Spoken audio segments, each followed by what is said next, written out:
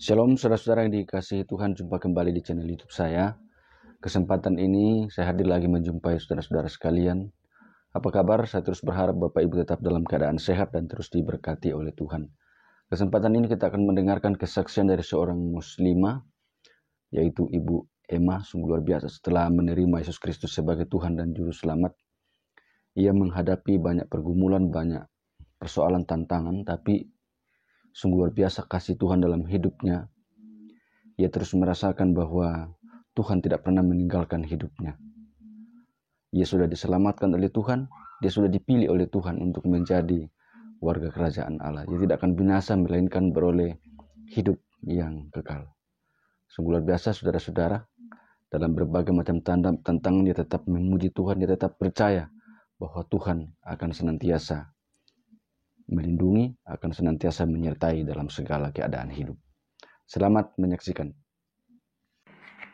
Puji nama Tuhan, Shalom. Perkenalkan, nama saya Rahmawati, saya biasa disapa dengan panggilan Emma. Izinkan saya membagi tentang pengalaman saya, bagaimana tentang pergumulan saya, di mana saat pergumulan itu saya melihat pemeliharaan Tuhan yang luar biasa dalam hidup saya. Jadi ini saya sedikit grogi ya, karena ini adalah video pertama saya setelah saya menerima Tuhan Yesus sebagai Tuhan dan Juru Selamat saya, dan ini menjadi video kesaksian saya yang pertama.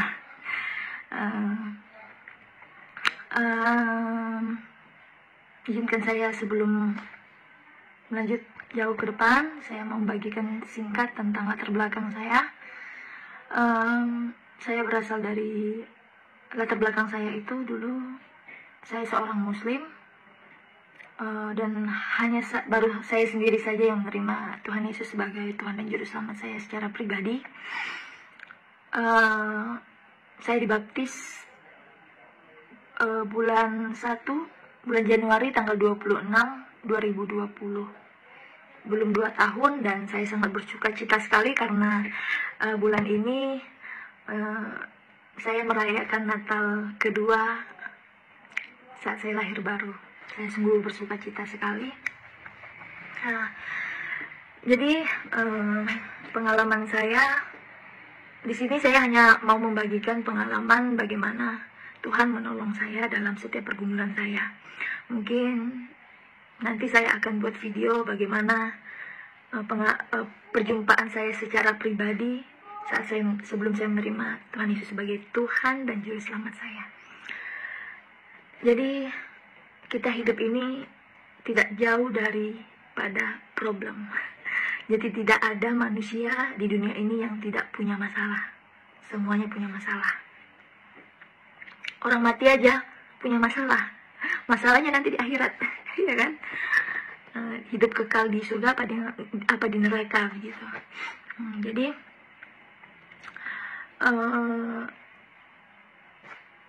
setelah saya menerima Tuhan Yesus sebagai Tuhan dan Juru Selamat saya membaca kitab suci Taurat dan Injil, Alkitab. Saya baca itu dan saya baca berulang-ulang.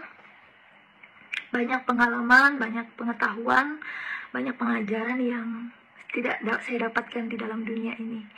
Saya itu suka baca buku, banyak buku-buku yang saya baca gitu, tapi tidak ada satupun pengajaran yang saya dapat yang luar biasa selain daripada Alkitab. Kenapa?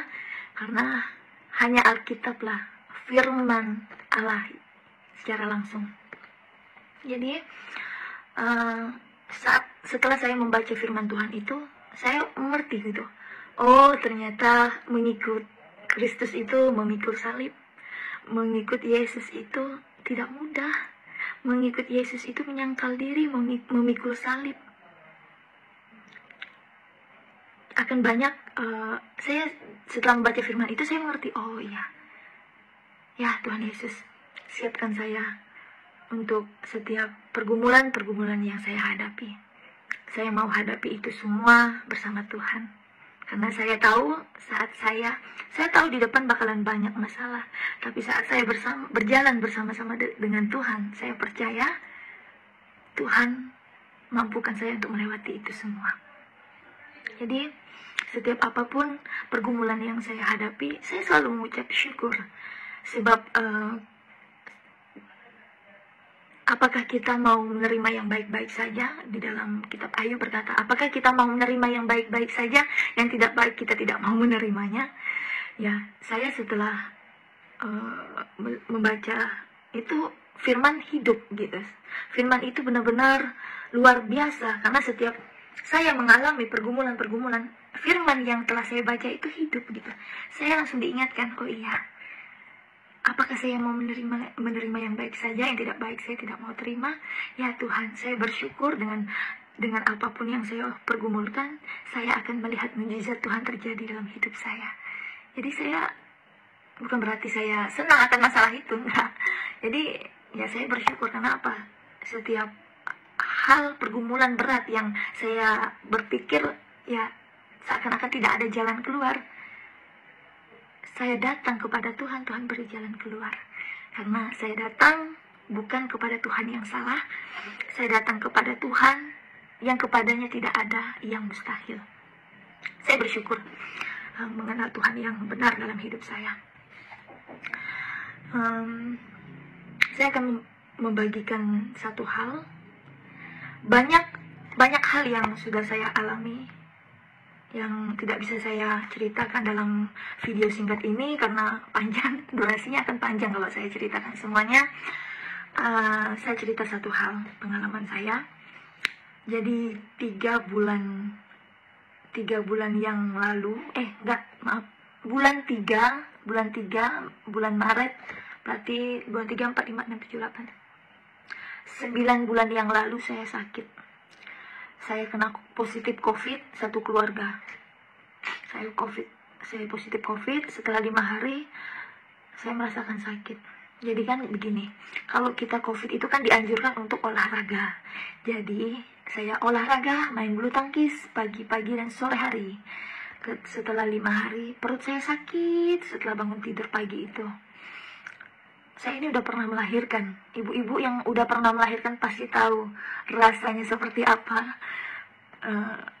Dan pada saat itu saya merasakan sakitnya lebih sakit daripada melahirkan. Luar biasa sakitnya. Dan saya sampai tidak bisa bergerak. Saya cuma bisa saking sakitnya saya nangis. Saya bilang, Tuhan tolong saya. Saya udah kayak mau meregang nyawa gitu loh. Saya bilang, Tuhan tolong saya. Di dalam nama Yesus Kristus, sembuhkan saya Tuhan. Angkat sakit penyakit ini Tuhan. Jangan biarkan sakit penyakit ini menyiksa saya. Angsur-angsur sakit itu sudah mulai. Yang saya rasakan sakit itu sudah mulai berkurang. Dan setelah berkurang, ada yang menolong saya di rumah dan mengurut perut saya. Kalau bahasa di tempat tinggal saya saat ini tuh dikatakan diangkel. Jadi hari-hari apa itu ya namanya, peranakan itu diangkat ke atas gitu, diurut perut saya, dipiles. Saya nggak tahu posisi sakit saya itu apa gitu. Nah sorenya sakitnya mulai datang lagi dan akhirnya saya ke dokter. Saya di USG 2 tempat, saya USG dan dua tempat itu mengatakan bahwa saya KET, dalam bahasa medisnya itu hamil di luar kandungan dan sudah pendarahan di perut. Saya harus dioperasi segera. Malam ini juga harus diopnam, terus besok pagi sudah harus dioperasi. Dokternya bilang begitu. Dokternya gak ada yang mau operasi saya pada saat itu. Saya bergumul sekali, saya sedih. Kenapa?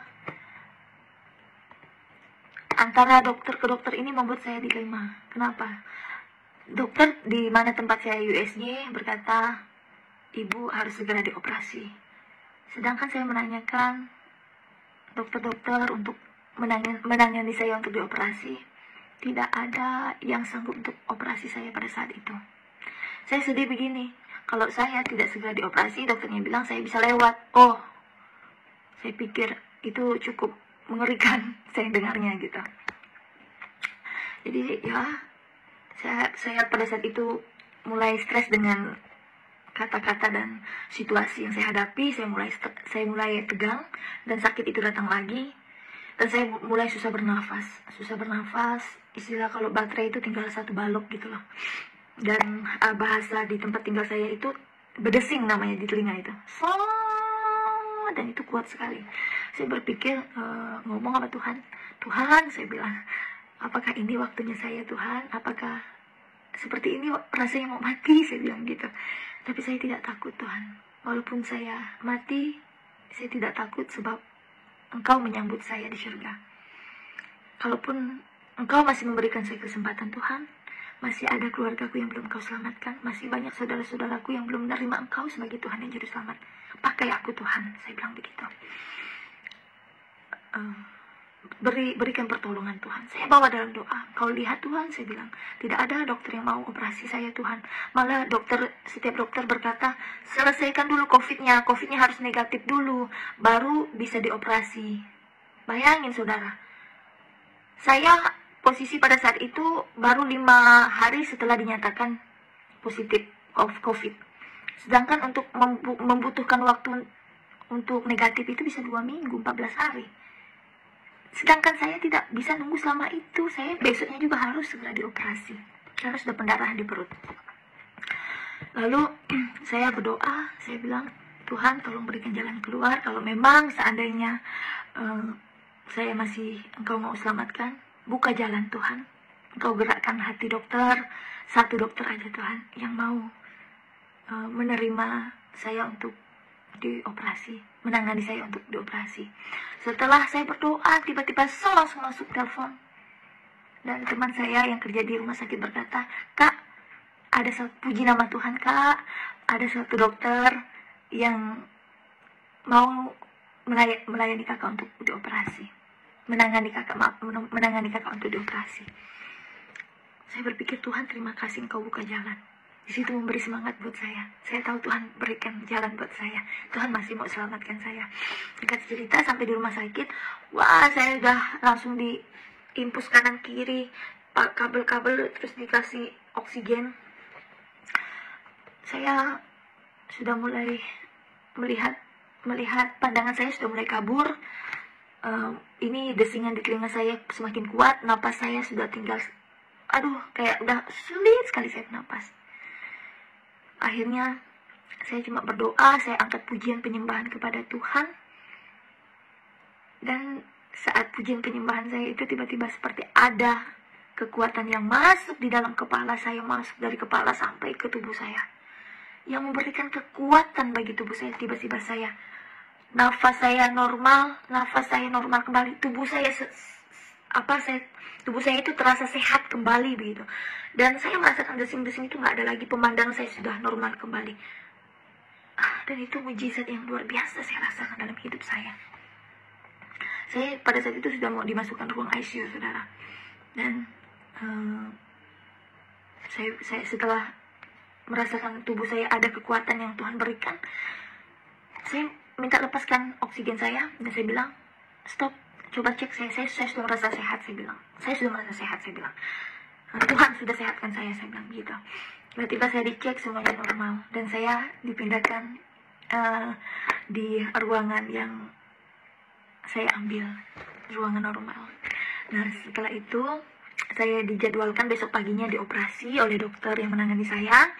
Dan saya mengambil, karena saya COVID juga posisinya, tidak boleh ada yang menunggu.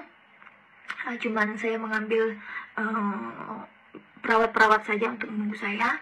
Nah, jadi perawat itu dari sepanjang malam sampai besok pagi untuk menunggu operasi itu, perawat itu selalu berkomunikasi ternyata sama dokternya. Nah, setelah besok pagi, saya yang sudah puasa, tiba-tiba dokternya bilang begini, datang ibu, karena setelah melihat kondisi ibu itu nggak ada merasakan sakit. Jadi kami harus mengambil tindakan lagi untuk memastikan apakah benar ibu ini hamil di luar kandungan. Kami harus melakukan tindakan satu kali lagi, namanya itu Douglas fungsi. Wah, pakai alat, saudara. Saya nggak mau jelasinnya, itu cukup sakit, saudara. Jadi saya bilang, kenapa harus mengambil tindakan ini? Nah, kebetulan yang perawatnya itu teman saya. Dia bilang, begini Kak, kan kakak kan dari masuk ke ruangan ini, ke ruangan kamar kakak ini, sampai mau dioperasi, itu nggak ada rasa sakit. Itu mustahil, Kak. Karena yang namanya orang hamil di luar kandungan, apalagi kakak sedang COVID, itu bisa fatal. Itu rata-rata bisa masuk ICU. Dan pasti rasa sakitnya itu nggak akan bisa hilang sampai dia selesai operasi. Wow, saya berpikir, ya, saya bersyukur akan itu. Karena saya tahu Tuhan yang menopang semua sakit penyakit saya. Jadi sepanjang malam itu saya sulit tidur. Saya cuma bisa berdoa, baca firman Tuhan, dan itulah yang saya lakukan. Sampai setelah kembali lagi tadi, setelah saya ambil tindakan terakhir itu, ternyata hasilnya memang saya dinyatakan positif KIT, hamil di luar kandungan. Dan sorenya saya dijadwalkan lagi untuk dioperasi. Itu pergumulan juga karena saya dikatakan, kakak harus tenang ya, kakak harus stabil, nggak boleh stres karena nanti bisa pendarahan. Ini katanya bisa pendarahan banyak. Saya bilang saya cuma bawa dalam doa saja, Tuhan kuatkan saya, mampukan saya untuk saya dapat menunggu operasi ini dengan keadaan baik, keadaan normal. Saya bilang begitu. Saya cuma, kekuatan saya pada saat itu cuma Tuhan aja. Kalau saya pakai kekuatan saya sendiri, aduh, nggak mampu saya.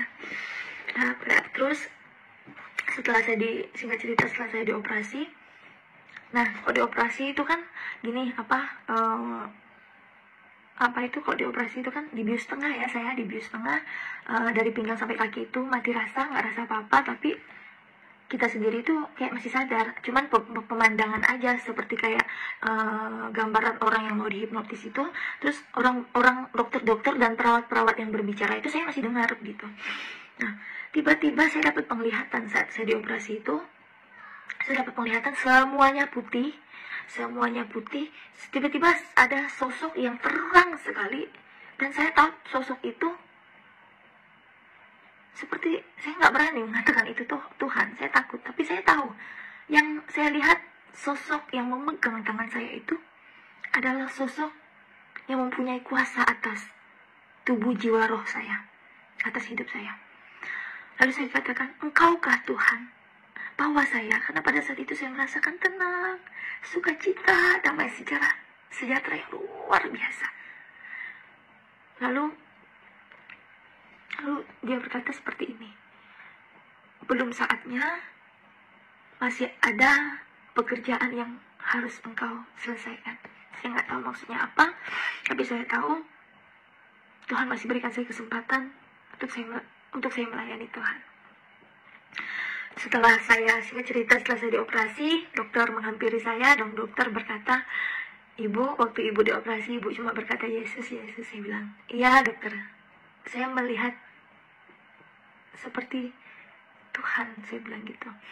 Iya ibu, kebetulan dokternya juga pengikut Kristus, dan dokternya bilang kalau saya boleh selamat itu karena mujizat Tuhan. Ternyata setelah dioperasi, saya ketahuan punya penyakit lain lagi yang ganas. Penyakit yang umur saya mungkin gak bakalan lama lagi. Bayangin, 3 penyakit ternyata saya alami pada saat itu. Saya bersyukur kepada Tuhan. Kalaupun dengan cara saya dioperasi, saya harus mengetahui sakit penyakit itu, gak masalah. Saya dapat mengatasi itu dengan saya berobat secara dini itu kan, kalau maksudnya saya berpikir kalau itu saya sempat tidak ketahui, mungkin hidup saya nggak lama lagi, mungkin bisa seminggu atau 2 minggu atau sebulan. Tapi kalau saya sampai saat ini, dari saya dioperasi sudah 9 bulan, saya bisa membuat video di sini, saya bisa bersaksi, menyatakan kemuliaan, kebaikan, mujizat, pertolongan Tuhan dengan keadaan sehat. Itu saya mau katakan, semua karena anugerah Tuhan dalam hidup saya, kebaikan Tuhan, belas kasihan Tuhan yang Tuhan nyatakan dalam hidup saya. Terima kasih Tuhan, terima kasih. Saya suka sedih kalau ingat ini. Jadi saya juga mau, dokter pada saat itu juga bilang, Ibu, ovariumnya pecah, ovarium sebelah kanannya harus diangkat. Mungkin dari cerita Ibu, katanya Ibu waktu sakit itu pernah diurut, Jadi karena pendarahan itu pecah katanya gitu, ovarium saya, ovumnya itu pecah dan harus diangkat.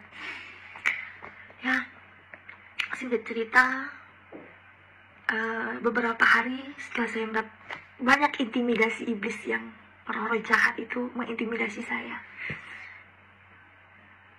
cuman memakai firman Allah saja saya dapat kuat untuk melawan tipu muslihat iblis